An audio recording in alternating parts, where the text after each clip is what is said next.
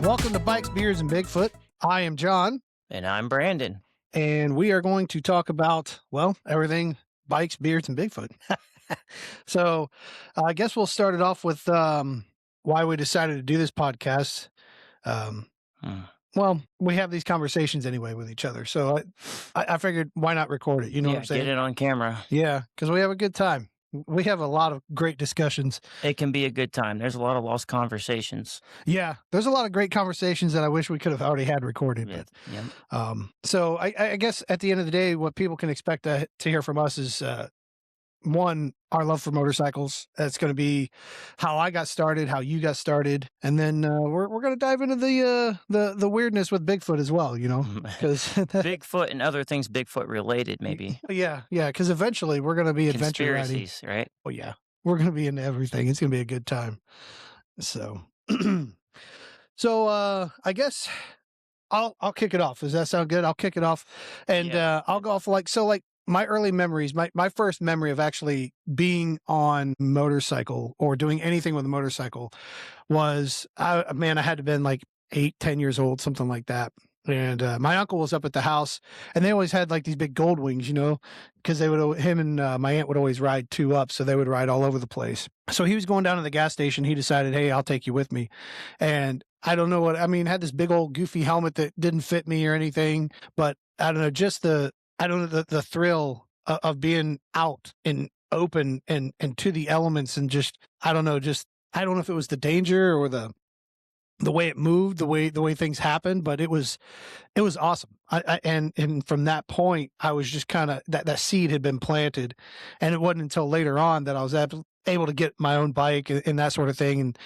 And my father-in-law was a big influence with that. He gave me, or didn't give me a bike, but he kind of, gave me the push, you know what I mean? Yeah. Because he had a bike, and so I was like, well, you know what? I can go ride with this guy and stuff like that. And so I started asking, hey, how hard is it to ride and stuff like that. He said, you just got to get out there and do it, So that's kind of how it all started for me. So, well, hold on though. You said that was your uncle? Yeah, my uncle is the one. Your dad wasn't a bike guy? No. He never was into motorcycles. Now, so when he was younger, he was, and apparently he had gotten into like an accident at some point, and like it really, scarred up his leg and stuff at one point. I never told me that. Yeah, well, here we are. That's why we're having the podcast. Oh, interesting. Yeah. Well, what did he ride? Do you know? I don't know if he was the one, riding the bike, or if he was a passenger on the bike. I don't know, but my guess is it was either probably an enduro or a dirt bike. One of the two. That would do it. Yeah. Yeah, because sure. I guess it was like the exhaust or something when they went over, he couldn't get his leg out, and the exhaust like burnt up his leg pretty good. So I don't know. Maybe that scared him away from it, or just kind of, made him think, not for me. So was your dad upset when you had a motorcycle? No. My mom's the one that's upset. She's the one that's terrified about it. She thought you were going to get hurt. Yes. And even to this day, she's always, really, make sure you're wearing your helmet, and and it's like, I love you, Mom, but I got this, okay? It's like, and if something, God forbid, does happen, and I'm on my bike, then you know what? At least I was doing something I absolutely loved. Yeah. I do think it's funny though when you get those people say, oh well, if I'm on my bike and I go, I was smiling all the way. No, I was screaming that whole last few seconds. Yeah, I don't think it'll be very romantic. No, I'm pretty sure the fear and the adrenaline are going to be pumping like crazy. I overlook the fear. That's why I ride. If you think about the fear, it takes the fun out of the ride. That's the way I look at it. If you're just going to focus on what could happen and the bad things that could happen, then you're not going to get anywhere. That's the way I look at it. So what would you say was like your first memory on a motorcycle? Because I know you started real young. That's tough. Yeah. That's tough. Growing up around motorcycles my whole life, it makes it hard to recall the first motorcycle memory that I've had. Say my earliest memories were actually on a three-wheeler, not a motorcycle. So I would have been 5 years old on a YT60 Yamaha Trizinger. And very cool. I recall riding in the parking lot next to my family's house, next to the family's motorcycle shop. Yeah. And it was a gravel lot, and it was always snowing. My dad didn't like to get the three-wheelers and ATVs out when it was, summertime. When it was snowing is when we got the three wheelers out because it kept them clean, not muddy, you know. So anyway, it was snowing, and I remember me, my dad, and my brother out riding. He had a brand new Yamaha Blaster, and my brother had a Moto 4 80cc four wheeler. Oh, that'd be But I had to try Zinger, right? My brother was older than I was for mhm. perspective. He was 3 years older than I was. So he had the little 80cc Moto 4 four-wheeler, and I had a three-wheeler. It was a little bit of a disadvantage. You know, they tip a little easier. But I remember us riding around. We had this oval track, and my dad was throwing snowballs at us. He was packing them down, and he parked his blaster in the middle of this oval that we were riding, and he was packing snowballs, and he was tossing them at us. And in this parking lot, just so happened to be that semi trailers, the 53-foot trailer, Yeah. they were parked in this parking lot. And I got fixated on him throwing these snowballs because he's a grown man, and we're kids. So when they hit, it made Hurt a little bit? yeah, I Stung don't a want to little? say I don't want to say it was painful. My dad wasn't abusive. We were all just having fun, but Yeah. it got my attention and a little bit too much maybe because I took my eye off of where I was going, and next thing I know, thankfully I had a helmet on. My dad always made sure we had helmets, and my head was hitting my head on the bottom of the semi trailer across the beams across the Wow. bottom of a semi trailer. It knocked me off. My head hit the semi trailer, and my three wheeler kept going. And I remember waking up, and my dad and my brother were standing over me and making sure I was okay. That's awesome, Yeah, man. so my first memories aren't necessarily of motorcycles, Yeah. ATVs or three wheelers, but I always grew up around motorcycles and dirt Yeah. bikes, because my family owned and ran a motorcycle shop, or maybe more of a motorcycle junkyard than a motorcycle shop. But however you want to put it, it was a motorcycle shop. They sold motorcycles, so I always been around motorcycles, and it was next door to the house where I grew up. Oh, yeah, So so it you're just always was in always a part of my life. It yeah. would be impossible to remember before that moment on the three wheeler, which I don't know, ATVs and three wheelers and motorcycles kind of all intertwine. Oh, yeah, I It's mean, a combustible engine and you're out in the open, you're in the elements no matter what. So yeah, you're always just going for it, it yeah. all translates. Yeah, it's a good time, so I Yeah. mean, that's a cool story, actually. I mean, the first time I rode a dirt bike, I told you it was like what is it, a Kawasaki, it was a KX250.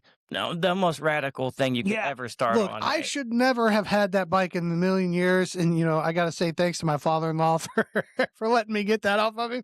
I do remember, man, I had that thing out at my mom and dad's, and it scared my mom to death because, this thing's way taller than what I should be riding. I can't get my leg over it. So I'm trying to make this thing work. And, dude, and I'd go to try and start out, and you got to give it the beans to start out on a two-stroke. You know how that works. You gotta clean them out. Yeah, and and I got on that thing, boom, and phew, out it went.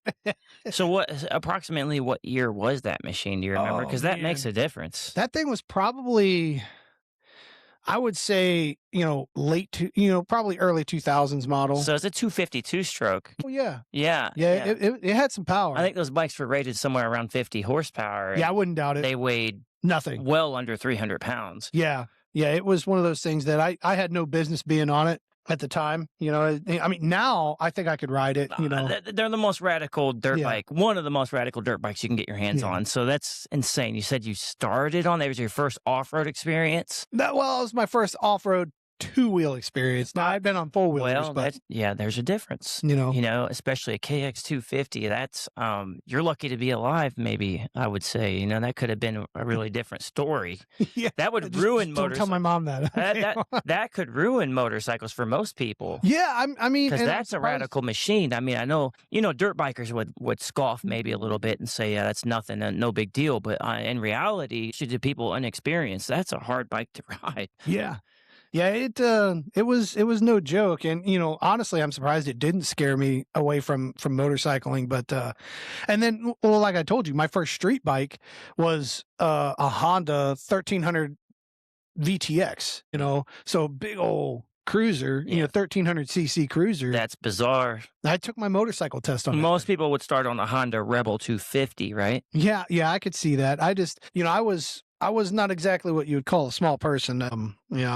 I'm big bigger guy. Nonetheless, that's a So beast of a bike for a starter. oh yeah, but it was one of those things where, especially when you don't know, you think, oh well, I need to have some, higher displacement so I can actually ride it. Otherwise, I'm, big guy in a little tiny bike, it ain't gonna work. But now that I've ridden smaller bikes and stuff and I understand them a lot more, than it's a big difference now. But yeah. So I guess another thing that we'd have to look at is, do you remember the first time that you heard anything about Bigfoot? Yeah, I think we've talked about this a little bit before, but my memories of hearing a Bigfoot for the first time would have been when I was probably about the same age as the three-wheeler incident. My dad had a friend named Neil, and Yeah. my dad always had talked about Neil, and I remember Neil talking about Bigfoot. He was scared of Bigfoot, right? Yeah. So him and my dad went to Wayne National Forest there in Ohio and rode when he bought that Yamaha Blaster brand new. And I remember my dad saying that he carried a gun with him when he would go camping out there with him and rode because he was afraid they might encounter Bigfoot. So that was my beginning memories of anything named Bigfoot, Yeah. you know. When so what time frame would you say that was? That would have been about 1999, I would say, 98 to 99. So I was young.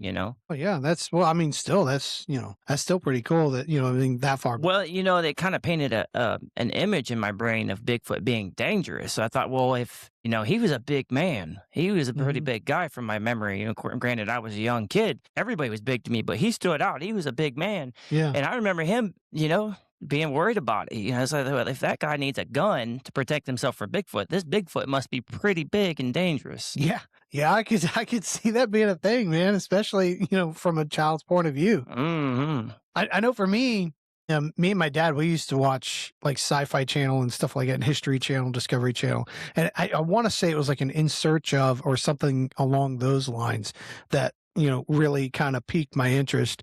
And, from that point on, it was just anything and everything I could find, any sort of documentaries and stuff. And my dad and I would always watch them together. So it was kind of a cool thing that like both of us together really got into and started to explore. It was a good time. It was pretty fun, So I enjoyed it myself. I didn't really know that it would turn into what it's turned into, and then you go through and then you have like Finding Bigfoot and all of these other, Expedition Bigfoot and all of the Small Town Monsters and all these others that are out there that are producing things that go after and look for Bigfoot and that sort of thing. And I mean, to each their own. Some of them are a little more dramatized than others, I believe.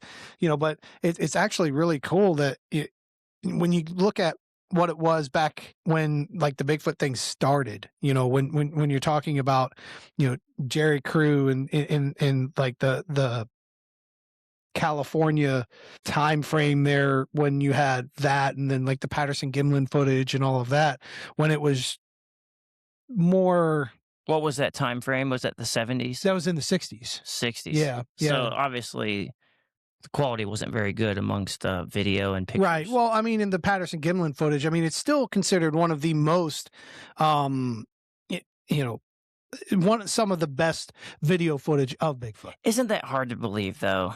I mean, it is Isn't kind of that weird? crazy, Like, but, okay, that's the most valid video and picture that we have, despite how long cameras have been out and the quality that we have today. And, right. you've got drone footage, you've got, satellites taking images all the time with Google Earth and everything. And that's the best that we have. Not to say that it's not real, but like, come on, man. There's Well, got to be more than that, right? Right, and there's a lot out there. It's just unfortunately there's a lot of hoaxes out there too. So Right. Especially with things AI get lost. today, it gets And then, even more yes, difficult to decipher. And like recently, we've had a lot of people saying in Ohio we have Bigfoot sightings, right? yeah, How many have they said that we had so far? Like maybe 10? I think it was 8 or 10. Yeah, Yeah, there's a lot of It was- Bigfoot sightings recently. Ironically, at the beginning of this podcast, and how we've got all these Bigfoot sightings, who would have thought, Yeah, that is pretty They're crazy. calling them credible sightings too. Yeah, and most of the people, from what I understand, I've just been trying to keep up with it a little bit, but from what I understand, a lot of the people they're trying to remain anonymous when they're making the report, because they just they don't want to be labeled as a crazy kook or Yeah. something like that, or the crazy Bigfoot lady or something. You know what I mean? So it lends itself to a little more credibility in Mhm. that aspect, because and that's right in our backyard, you know? Yeah. Well, 'Cause yeah. For reference, we're from Ohio. yes, We're both of those us. people. Yeah, them are people, you know? But I will say though, Ohio, for Bigfoot is, you know, quite prolific. I mean, there's a lot. I mean, in fact, we talked about finding Bigfoot. I actually met Cliff Barrickman from finding Bigfoot and other things and Hocking Hills. And let me tell you one thing, that dude, awesome. Hocking Hills is Southern Ohio. Yeah, Hocking Hills is Southern Ohio. Yeah. And when I met Cliff there the first time, of course, I grew up watching the show and all of this and that. And, so I'm like fanboying out, he's like, I'm just another guy. You know what I mean? And so, to go into that, Brandon and I, we travel with our job, which is actually really cool because we get to see all sorts of different things. So we happen to be out in Yeah. Oregon. Well, this is currently being filmed in South Carolina in a Best Western, Yes. very professional studio. Hey, we're going to bring you everything that we can from wherever we are. All I'm saying is you want to stay tuned because we got some cool content coming up with us riding and different things that we're going to be doing. But That's the plan. yeah, I will say when we were out in Oregon, so if you ever get a chance and you're out in Oregon, definitely try to go. But it's the, what is it? North American Bigfoot Center, I think is the name of it. So that's Cliff Barrickman's museum. And so of course I had to go when I was out there. I was like, I have to see this. So I went out there. Sure enough, he was there. I got to sit there and talk to him. I mean, maybe 5-10 minutes and, asking him questions, what do you really think Bigfoot is and that sort of thing. And I'll tell you, eventually, Cliff, if you're out there and you see this, I want to have an interview with you on the show. I think it'll be great because one, his passion for it is just unrivaled by anybody. That guy is just, you can know nothing about Bigfoot, but then watch him talk about it and you just get passionate about it. And so, he's a wealth of knowledge, and I think it'd be great to get him on here sometime because I would love to pick his brain some more. And I would have to have like written questions, otherwise I'm not going to be able to make it. Yeah. Speaking more on Bigfoot, I brought up Neil, my dad's friend. Yeah. That was a long time ago, and it still sticks out in my brain. I wonder now that thinking back on it, what experiences has he had that put such a fear of Bigfoot in him? You know what I mean? Like, what did he see or know about in the 90s that made him so fearful of Bigfoot? What information was out in the 90s that would make him afraid of a Bigfoot? Well, I mean, it could be some, I mean, he would have been at the age where he would have been young enough that, especially if he was an older gentleman in the 90s. I don't think he was young, older. I don't know. He probably was in his 30s. Yeah. So, I mean, that would have put him, a young child in the 60s, because it was the late 60s that the Patterson-Gimlin footage came out. And so they were actually televising that in theaters, all over the country. So maybe he saw that and it scared him, or who knows, maybe he was out in the woods and experienced something. I don't know. It'd be worth asking. No, he did move to Alaska. Oh, so maybe he's looking for Bigfoot. I don't think that man was looking for Bigfoot, but he did move to Alaska. So I'd be curious to reach out and see, hey, what was your whole idea of Bigfoot? Why were you afraid? Yeah, that would definitely be pretty cool to ask and talk to him. Yeah, for sure.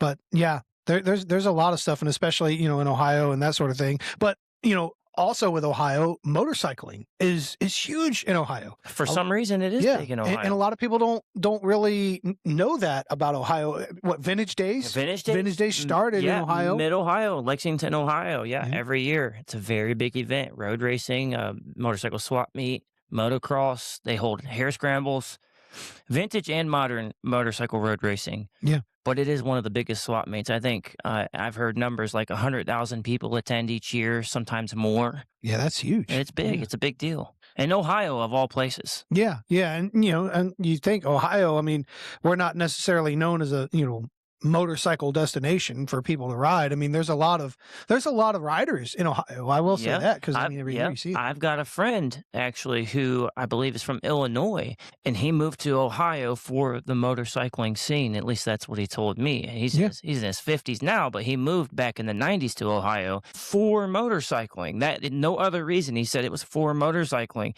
So somehow, for some reason, some way, motorcycling is very popular in Ohio, and other people seem to know about it. Yeah. I grew up here, so I don't realize if it's big or small, but I've been told it's a big deal in Ohio for some reason, despite the winters we have. Right. Yeah, and that's the real drawback is It's weird. the winters in Ohio, because I mean, for me, you're a little more hardcore than I am because you've got more cold weather gear than I do, but it gets below like 50 degrees and I'm pretty much done for the season, but you get, I'd say maybe, at best 4 or 5 months, and that's on a good warm year, Speaking of which, um, it'd be nice for us. This is our first podcast. Yes, It'd it be is. nice if we would get to the point where we can add photos and video into the whole podcast because I actually have video and pictures of me and my wife leaving Ohio in March, early March, with snow on the ground. We took our first long distance trip on a Kawasaki Versus 650 Yeah. to Florida, and there was snow on the ground. I'll never forget it. It was in the 30s. It was freezing cold. I had to use Milwaukee heated gloves, and I had aftermarket heated grips to keep my hands warm. It was so cold, but we've got good footage and image that would be pretty interesting. Me and my wife did it, which is saying something. Most women would not be about that life. Well, yeah, especially when it's cold like that, yeah. But we geared up, and the old Kawasaki Versus, it did it. Speaking of which, I love the Versus. That I will tell you. So, part of my thing as a rider, I was into the big cruisers, obviously, for the longest time. My father-in-law was a Harley guy. That's what I had. I had a couple of Harleys. I had a Fat Boy Low and then a Street Glide, Stage 2 Street Glide. And I'll tell you what, when I got rid of the Street Glide, I thought I was going to be done riding. And then I got to working with this guy and his passion for motorcycles and stuff. It really kind of, it reignited that for me.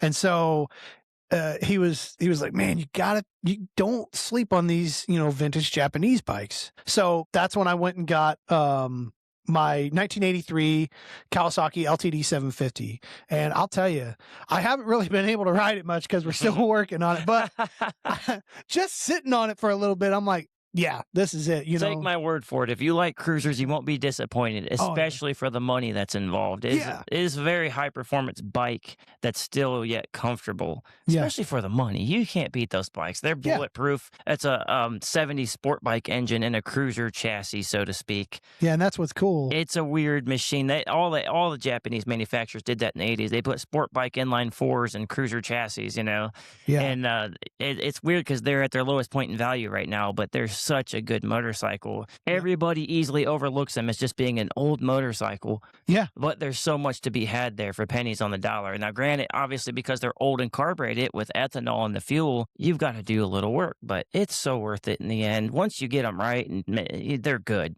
They're good for a long time. Just don't let the ethanol sit in the carburetors, and you're good to go, Yeah, and that's going to be a big part of what we talk about too is, tips and tricks on how to get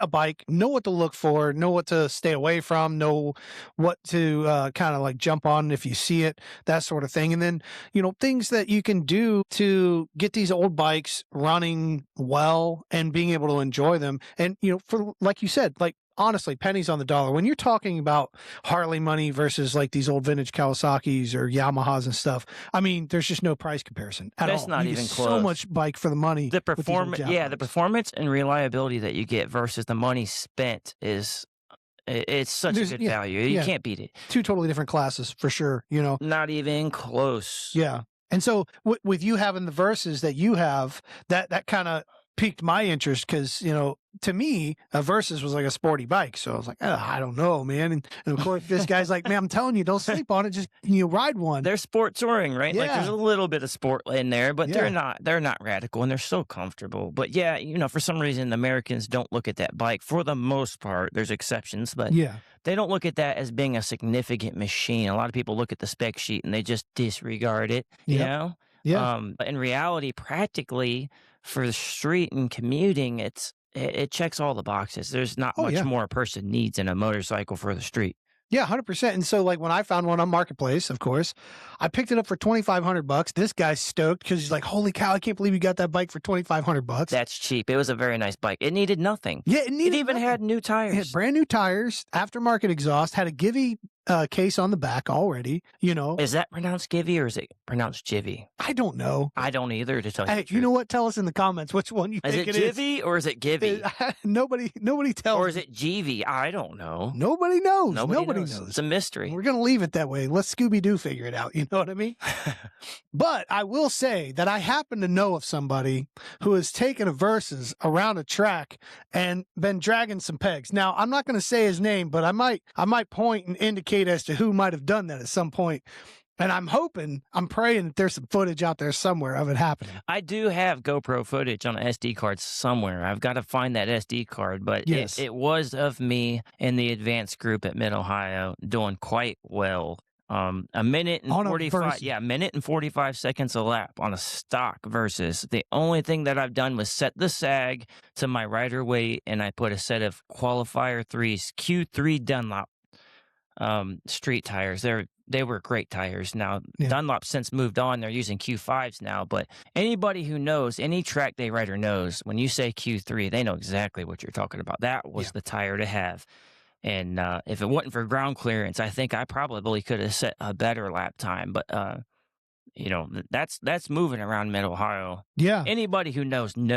That's impressive for a 64 horsepower sport touring bike with not so much ground clearance. Yeah, I'll try and I'm proud of that. I'll try and get the pictures from him because I know he showed me pictures of his on his phone of the bike with the lights all taped up so that he can pass tach inspection. So I'll try to get those put into the video, guys, for you because this to me it's just hilarious because I'm sitting here riding this bike and it's like you don't realize how fun and capable that bike is until you actually use it because I mean that bike is a fun bike, and I'll tell you the new Versus, I love them. You know, I probably will have one, but as far as new bikes go, the bike that I will get, it will happen. There is no.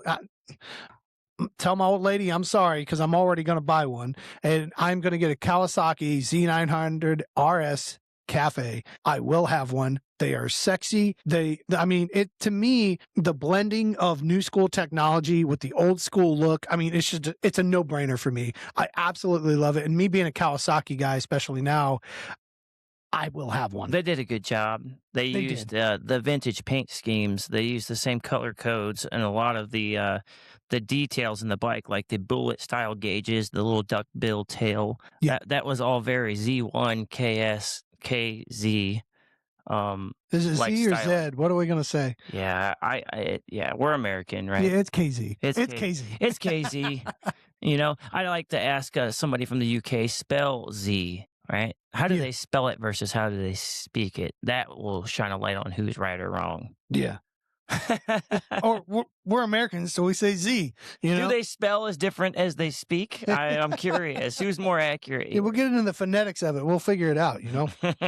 But so I got last question for you on this would be, so at what point for you did it stop being just like a transportation thing and you thought I'm going to race? Okay. So that's hard to answer, but I would say my answer to that is I was more interested in racing long before I was using it as a street bike. Really? Yeah.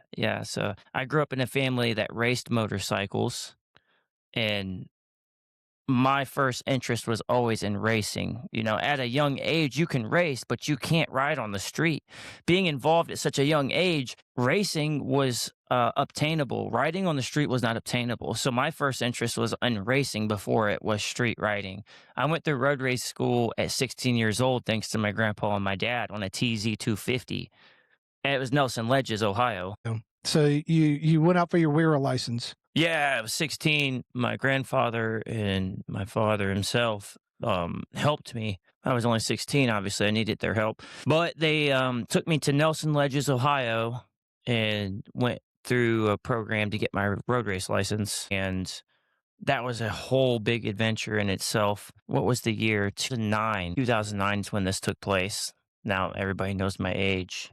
Yeah. Well, that's when I went into the Army, if that tells you anything. Yeah, you're pretty old. Yeah. Anyways, we started out Ouch. Wow, it's crazy recalling all of this. It was 2009.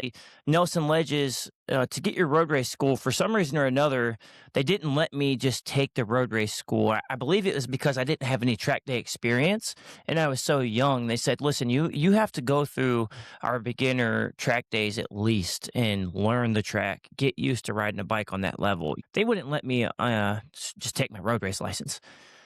Looking back at it, I can understand why. Back then, being young and naive, I thought, "Oh, that's ridiculous," And what didn't help is the fact that my grandfather had a lot of faith in me.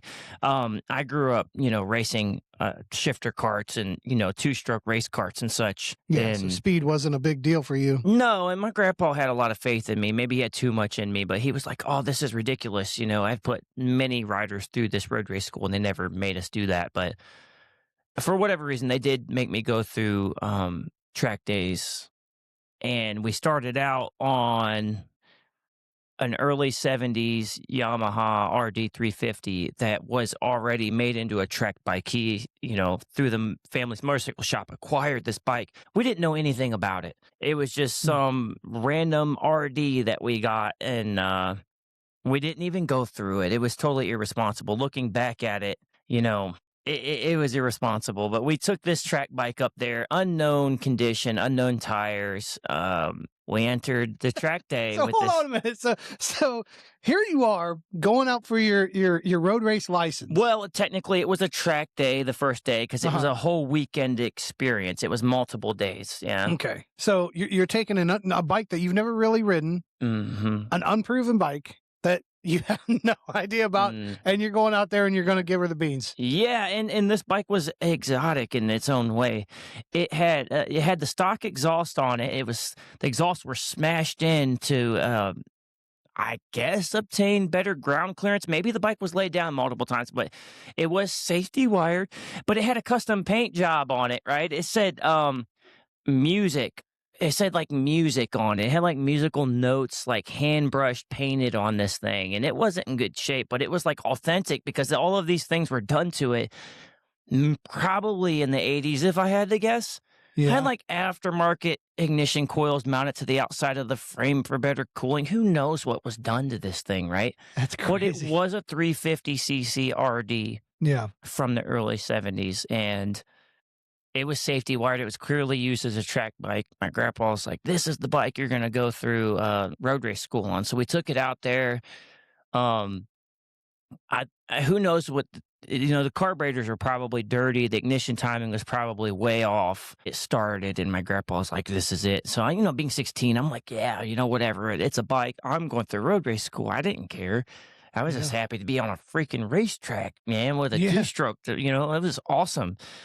Um, and we went out and ran a few sessions. Everything was fine, kind of. I remember us finding out the tire pressure was like way too low, man. It was like 10 psi in the tires. Oh, My good dad Lord. found that out. My dad was like yelling at my grandpa. He's like, "You didn't even check the tire pressure," and they were arguing. And anyway, I got out there, and for whatever reason, I'm assuming we had a vacuum leak or something. The engine ran really lean, overheated, and we stuck the engine and melted a hole in the center of the piston. So I couldn't finish the track day.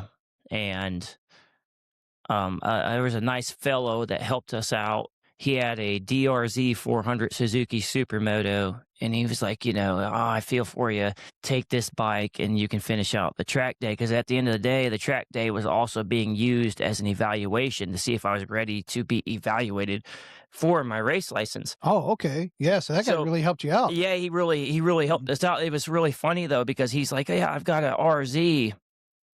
He left the D out of the DRZ, and if anybody who knows, an RZ is a 2-cylinder 350 two-stroke. It was, the upgraded model that took the place of ultimately the RD series, Yeah. and it was a liquid cooled power valve two-stroke based on, well, it wasn't based on the Banshee. The Banshee was based on it, but it was a really cool, exotic, fast two-stroke, which I was, I knew enough to know what an RZ was. So I got so excited. I thought, "Oh my gosh, he's got an RZ." And anyway, when I walked up to the guy, in the pits there where he was set up, it was a DRZ Enduro, Mm. and I was like, "Oh, it's a DRZ 400," but nonetheless, I was still stoked. I thanked him very much. He is a very kind guy. I wish I knew his name, but he let me ride his own personal supermoto just to finish the track day, and I did, and I'd done quite well for myself. That's cool, man. That's It cool. is cool. It is cool. And then we ended up coming back, and my grandpa brought with us a TZ250. It was a early '80s model. It was a monoshock model. The shock went up under the seat into the tank, and it was liquid cooled and power valved. Yeah. And this bike ran Daytona. One of my grandpa's racers, his nickname was Tackle Box. He must have been the new guy. Well, no, the guy's name is Tackle Box. The story goes, he had a lot of piercings. This was in the early 2000s. It was like 2000 to 2003. This guy came into the family shop and said, "I wanted to race motorcycles." My grandpa provided him this race bike, this TZ250, and the guy's name was Tackle Box because apparently he had a lot of piercings. And somebody said, "Oh, it looks like you tripped and fell up into a tackle box," So his name was Tackle Box for that reason. But he raced this bike. Story goes, and I know it's a true story because I'm old enough to remember. He raced it at Daytona, and it might have been an ARMA race. It could have been a Wera vintage race, but it was probably an ARMA race. But he got second place, I believe, at Daytona in 2003. I don't remember what class he raced it in, but he got second place on this bike at Daytona in the rain. So this bike had used rain tires on it, and it had been sitting from '03 to 2009, in which is the date that I took this road race school. So it'd been sitting, 6 years. Yeah. And we didn't know it at the time, but for the reason I say all this is to say is that the power valve on the two-stroke engine, which gives you low-end torque and high RPM horsepower, wasn't working. There's a power valve on this bike, which it changes the height of the exhaust port according to what RPM you're in. Gotcha. But the point is it gives you a lot of torque on bottom end and a lot of high RPM horsepower if it's working. Well, the problem is this thing was ran at Daytona and in the rain, and that's salt water as well, so it was very corrosive. And so the reason I say all this is to say that because the last race it was ran in was in the rain, it corroded the power valve. Because it's a mechanical power valve with external components that run the whole thing with the linkage. And it stuck the power valve to the point the power valve didn't work. It was stuck in a position. I don't know if it was stuck with the exhaust port open or closed, but it was stuck. And I assume it was stuck in the open position because I didn't have any torque. When I come out of the pits to get onto the track and join the session, I couldn't even take off without stalling it. It was so bad. Right. And yeah, I remember my dad and my grandpa being really upset, and they're yelling and screaming at me. And, I'm 16 years old, don't know anything. And they're like, "Build a fire under it, bring the RPM up," and like I stall it. And like my grandpa, he's like push starting me, and my they're both pushing on the back end of me and like, "Drop the clutch." And I dump it, and we're push starting it, and I stall it again. And they're screaming at me. I'm like, I just can't get it to go. I'm like bringing it up like 12,000 RPM. It just won't. It just keeps stalling. Eventually I did get it to go, and I get going, and I join the session, and I start doing really well. And I pass a few people. I'm starting to get comfortable on the bike. I remember it being a lot faster than anything I was used to. A TZ is a Grand Prix, prototype. It's not a prototype, but it's a race purpose machine. It was built by Yamaha for racing only. Yeah. Anyway, I got really good with this bike, started to get comfortable with it, and I got black flagged by the flaggers who run the racetrack. And if anybody knows black flag, it means pull off the track. There's something wrong. They're telling you to pull off. And so I see this, and I know this from kart racing. I know what the flags mean just from my experience with racing karts. So I pull off, and I pull into the pits, and there's the flagger sitting there waiting for me. And I said, "Hey, man, why'd you black flag me? What did I do wrong?" I assume I'd done something wrong because I don't know anything. And he's like, "Your bike is smoking really bad. There must be something wrong with your engine. We don't want your engine to throw a rod and throw oil all over the track because that would be a hazard." Because it's a two-stroke, it's supposed to. Well, that was the thing, right? Because I said, "That's terrible. Where is it? Where is it leaking from? Where's it smoking from?" He's like, "Your exhaust." And I was confused because I grew up in a shop with vintage two-strokes, so I knew that was normal. I said, "The exhaust, huh?" He's like, "Yeah." I was like, you know this thing's two-stroke. He's like, well, it's smoking really bad. I'm like, oh, okay, whatever. And finally, by that time, my grandfather shows up to this corner worker. Yeah. And my grandpa's like, what's the problem? He's like, this thing's smoking from the exhaust pipe. And my grandpa's like, and? He's like, well, we don't want him to, blow the engine and throw oil on the track. And my grandpa said something real smart, Alec, because he gets like that sometimes. And he's like, I'll forgive you for this one. He's like, between you and me, this never happened. And the guy's like, well, what do you mean? He's like, if you don't know that two-stroke smoke from mixing oil with the fuel, then you have no business working at a racetrack, Oh man, he told that dude. He told him. He's like that, Yeah. because my grandpa grew up in the era where, two-stroke race bikes were the norm. If you weren't racing two-stroke, you pretty much weren't winning. Right. And anyway, so because of all of this, my grandpa thought it'd be a good idea to throw some straight gas in with the mixed gas to lean the mixture so it didn't smoke so much to appease the corner workers. And apparently he used a little too much straight gas and thinned it out too much, because the next session I went out, the engine seized on the back straightaway, and luckily I was able to pull the clutch quick enough that the rear wheel didn't lock and high side me. It happened on the straightaway, which was a blessing. Yeah, you got lucky. But I pulled off the track and didn't get to finish the session. And I was very frustrated, and I wasn't going to get my road race license. I thought it was over. I thought, oh no, I've already seized 2 of these old two-strokes, which wasn't a problem with the two-stroke. It was an issue with lack of maintenance and preparation. Being 16, I didn't know enough back then. I was trusting my grandpa. He was the guru at the time. He had traveled the country with his brothers road racing and wrenching on their bikes. So I just trusted him. But at the end of the day, he was a little lazy and had too much faith in the machines that we were running. It was quite absurd looking back at it. I can't believe unknown tires. There's so many things. The bikes weren't looked over at all. But anyways, I was pretty bummed. I was pretty down and out. Another guy loaned me one of his bikes. It was a GS 550 or 500, early 90s sport street bike. It was a twin-cylinder, air-cooled, very basic street bike. You could barely call it a sport bike, but he loaned it to me to finish out the day to get my race license. See that, and that's cool, because that's motorcycle culture right there. Yeah. Everybody tries to help people out. I mean, it's competitive. They do. But you help each other. I mean, at the time, I was the only guy out there with a two-stroke. Nobody had two-stroke race bikes out there, and I really made a scene just by starting the bike. Push start the bike and fired it up. Even though it was 2009, two-stroke race bikes were already being phased out, and especially in the local club racing, I don't know. It was rare. So everybody's like, oh my gosh, I remember those things. And when they heard it fire up, it sounded like nothing else. It sounded like no modern sport bike. And they were all looking and paying attention. So all eyes were on me to begin with. So, when I didn't make it, word spread through, it spread through the pits very quickly. And people were quick to react and help.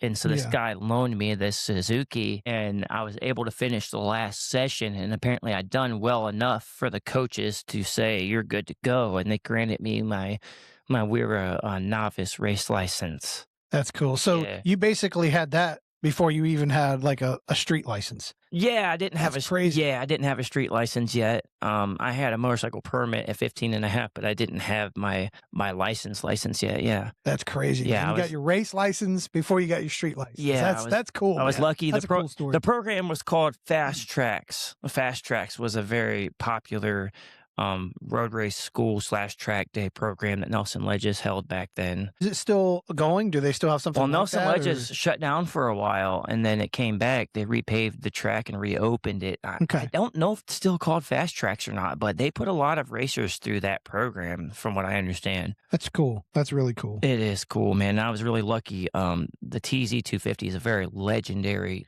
race bike. Yeah. And I went through on a vintage TZ.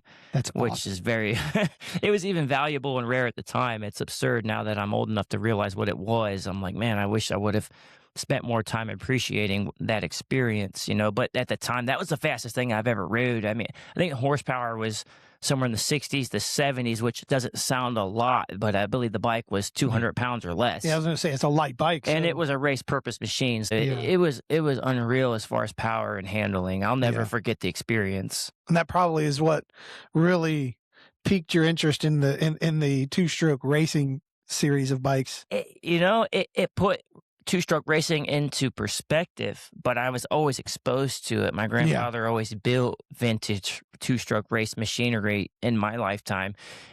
He was a Yamaha mechanic back in the 70s, and it was standard for him to build those bikes. And his two brothers, my great uncles, raced those bikes when they were new. So for him, it was pretty normal and standard by that point.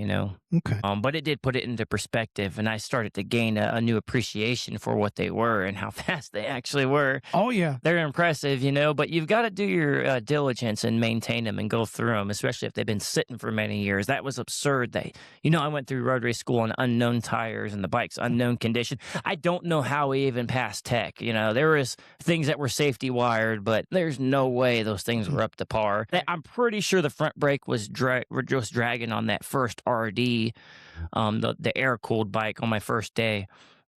We nicknamed that bike the music bike because of the custom paint job that was on it. Yeah, I'll never forget that thing. I kind of wish we still had it. Yeah, because that would be fun to revitalize that and use it as a track bike now. Yeah, especially when your boy gets old enough, send him out there on it. Just maybe freshen up the tires.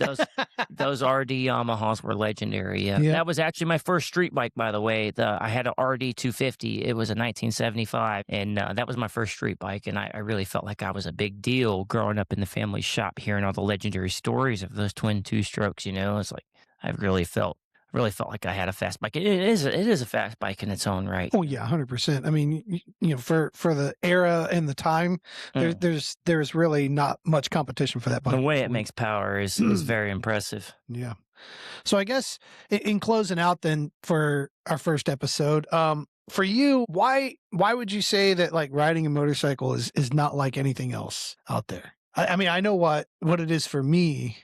That's a tough question. The biggest thing that stands out in my mind is the fact that you're out in the elements. You're not in the comfort of a vehicle enclosed. You feel the wind. You smell the pollen on the trees around you.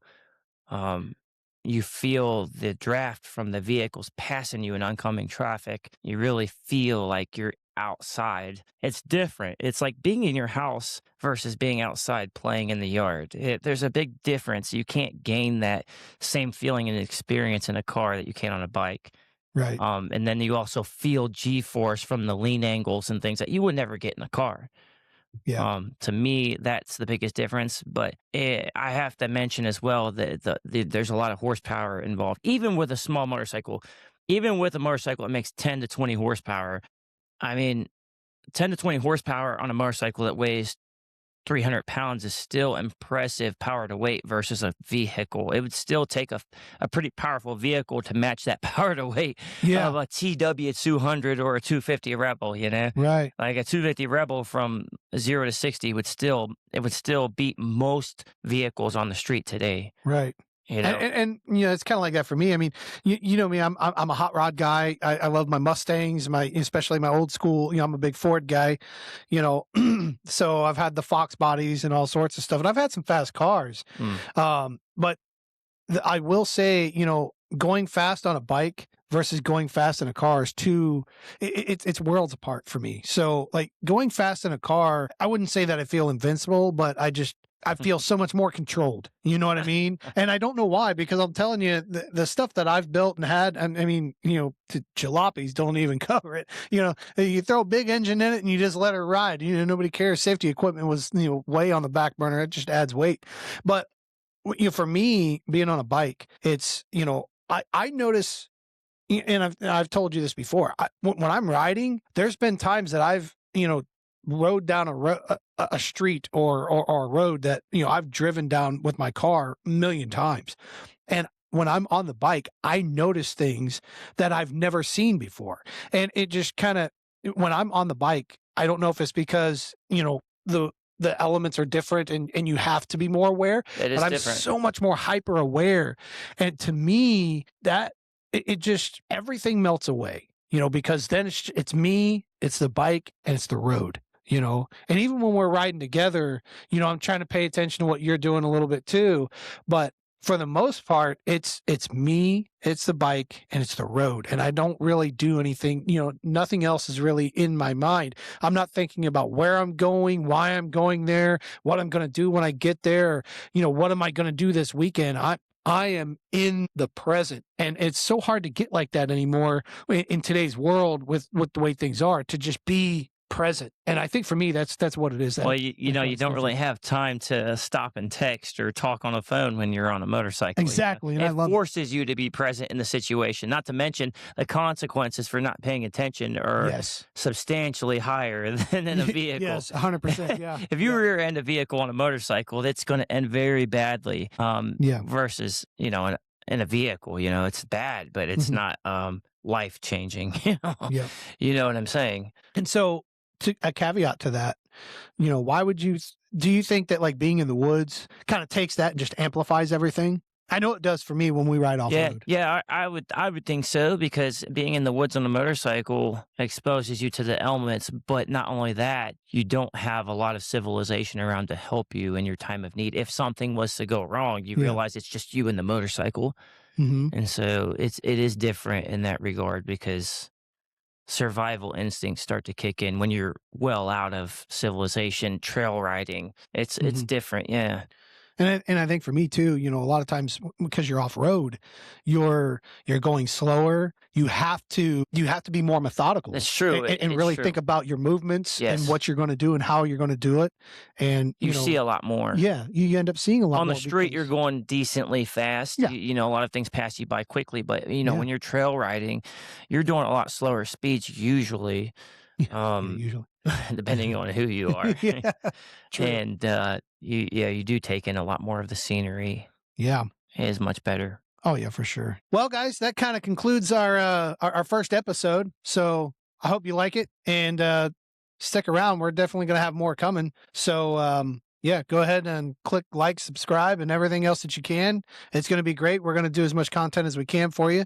And you got anything else for him, Brandon, before we head out? Yeah, don't hold anything against us that we might say wrong, and also don't be too critical of the quality. This is our first go around. Yeah, we're getting there. It's going to get better from here for sure. A work in progress. Work in progress. I have a lot of motorcycle stories growing up in a family motorcycle shop. So oh yeah, so they'll definitely be coming to you. So we'll see you.